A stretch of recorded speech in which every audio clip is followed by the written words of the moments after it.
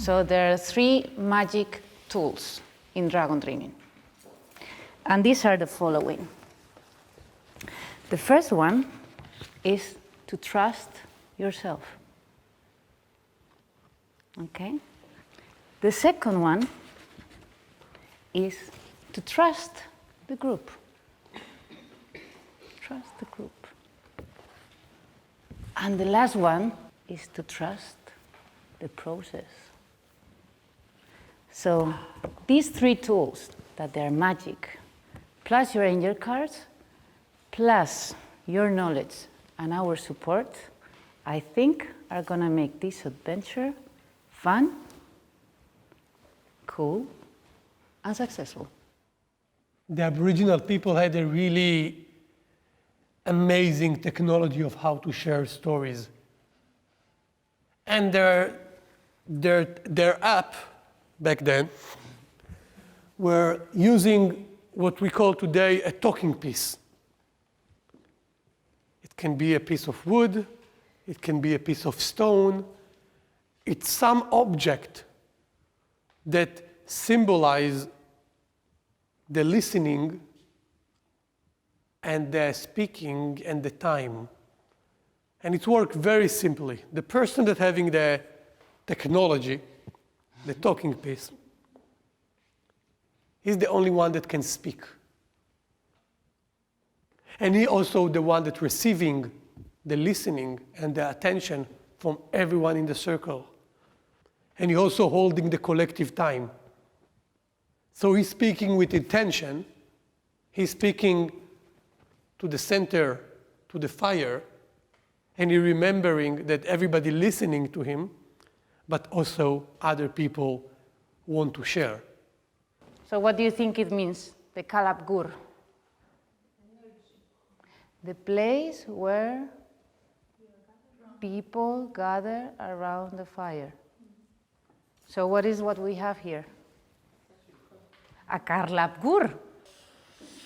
The Aborigines are nomads.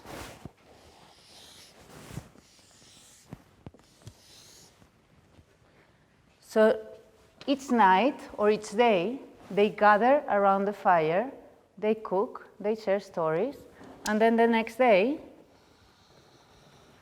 they move somewhere else.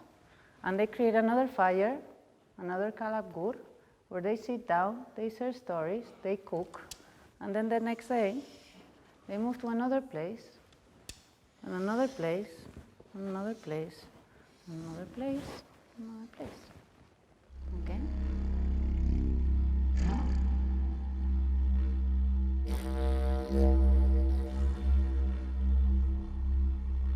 This session we're going to do now, it's a lot about listening. One of the interesting models that I'm familiar with them called the 4 levels of listening. I will go on the first 2. The first 2 levels, the first one we call downloading. And downloading is, you know the situation, you listen to someone just because you want to be polite. And you're just there because you feel, I really want to go from there. Or I just need to listen to him because I have to.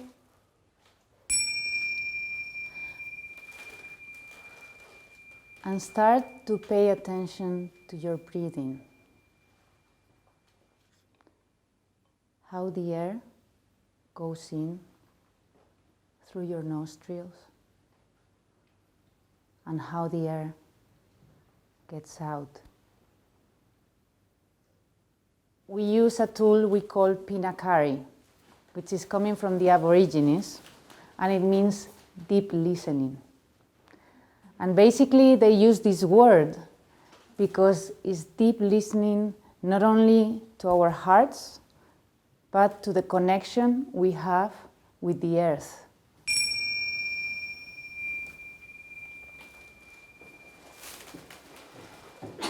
The third level, we call it an empathic listening. It's listening from the fact that I can try to see the perspective of the other person. in many of the processes, the dragon dreaming processes, we invite participants to work with silence. And this creates a moment of chaos in many people's brains, or in not only in the brains, in the way we act. No? So like inviting to do the processes in silence, it's magic, because there is where you see like how human beings connect on a different level, on a deeper level. And when I'm no longer my brain and what is important that I say, but it's more about what I feel that I need to communicate through other tools. Maybe it's writing, it's drawing, it's just like moving a Post-it around. The fourth level is a more generative listening. It's not only, but it's listening from the field. It's listening to what wants to happen. We normally tend to move in this area a lot.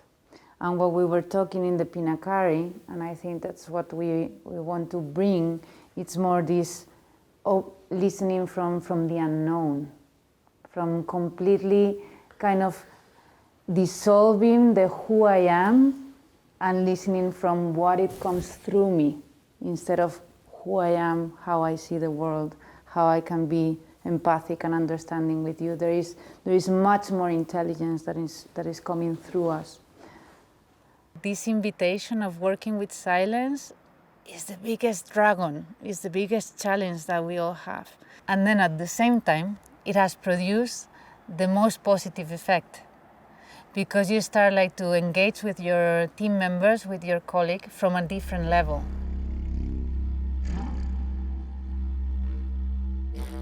Yeah.